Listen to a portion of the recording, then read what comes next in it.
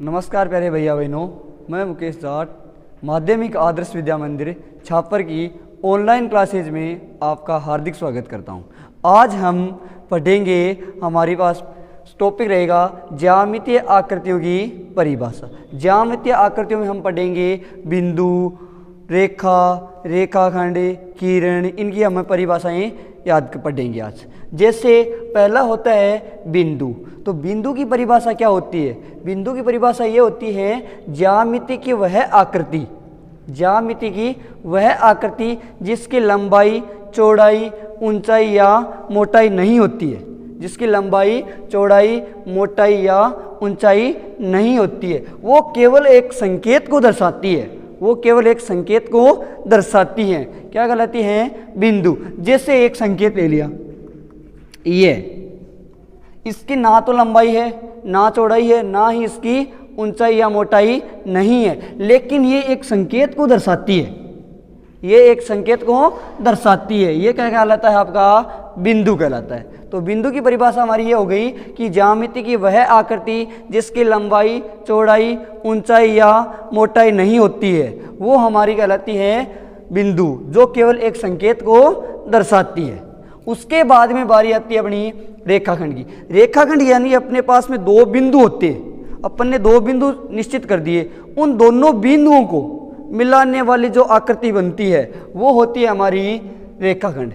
यानी कि यह परिभाषा ये कह रहा है कि दो निश्चित बिंदुओं को मिलाने वाली आकृति रेखाखंड कहलाती। जैसे दो बिंदु ए और बी, इन दोनों को निश्चित कर दिया मैंने, ए और बी, इनको मिलाने वाली जो ये आकृति बनी है ये हमारी कहलाती है रेखाखंड।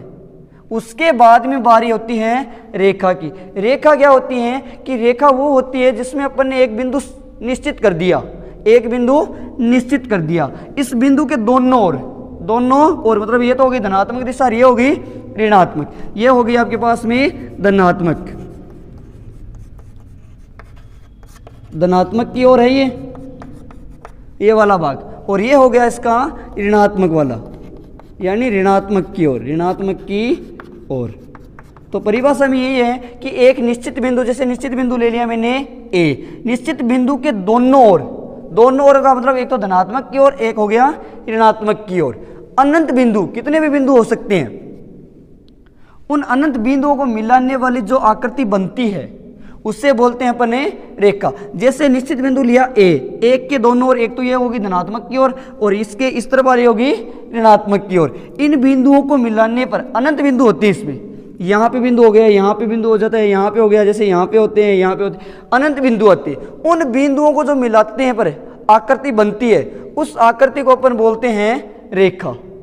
ठीक है, इसके इस रेखा के अंदर कितने भी बिंदु आते हैं वो होती है आपकी रेखा। उसके बाद में बारी आती है किरण की।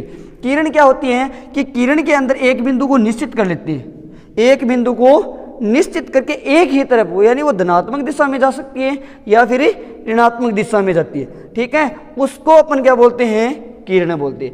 यानी जब इसकी परिभाषा देखते हैं तो कहता है कि एक निश्चित बिंदु के एक ही और अनंत बिंदुओं को मिलाने वाली आकृति आपकी कहलाती है किरण। इसने क्या कहा? एक निश्चित बिंदु, जैसे निश्चित बिंदु ले लिया ए के एक की ओर, यानी इस निश्चित बिंदु के एक ही ओर, एक ये वाला एक ही ओर भाग है और ये वाला दूसरा भाग है, यानी एक ही ओर के अनंत बिंदुओं को इस तरफ वाले अनंत बिंदुओं को मिला रही है।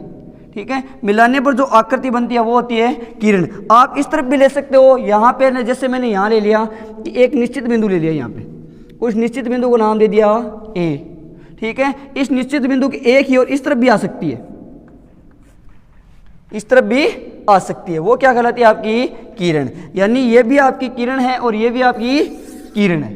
ठीक है, क्यों? क्योंकि ये बिंदु एक ही तरफ के अनंत बिंदुओं को मिलाती है, वो होती है आपकी किरण। इस प्रकार हमसे ज्यामिति के अंदर ही इन परिभाषाओं का हमें ज्ञान होना चाहिए। आप लोग आज इन परिभाषाओं को याद करेंगे। धन्यवाद।